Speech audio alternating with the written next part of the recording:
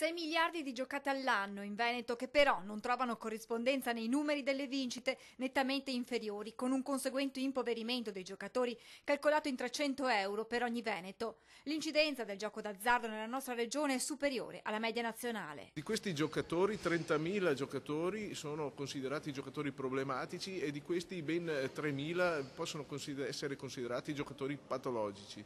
Sono i numeri preoccupanti di un fenomeno, quello del gioco d'azzardo, che spesso rischia di nascondere reati come il riciclaggio di denaro, l'usura e possibili collegamenti con le mafie. Perché se in Veneto non vi sono procedimenti che dimostrino queste infiltrazioni, l'attenzione investigativa non è certo bassa. Ritengo che seppure non ci sono evidenze, anche l''ndrangheta di cui ci sono segnali di presenza in Veneto possa essere interessata a un fenomeno del genere.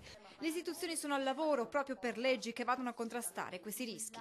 Qui ci sono delle proposte molto precise da parte della Commissione antimafia che purtroppo non si riescono a tradurre in legge, ed è questo uno degli argomenti che Avviso Pubblico ha sostenuto di riforma del gioco d'azzardo. Intanto la Regione Veneto è attiva nell'azione di prevenzione, assistenza e cura e con norme ad hoc. Dando la possibilità ai comuni di individuare delle distanze minime da luoghi sensibili come per esempio centri giovanili, scuole o luoghi frequentati da soggetti particolarmente fragili.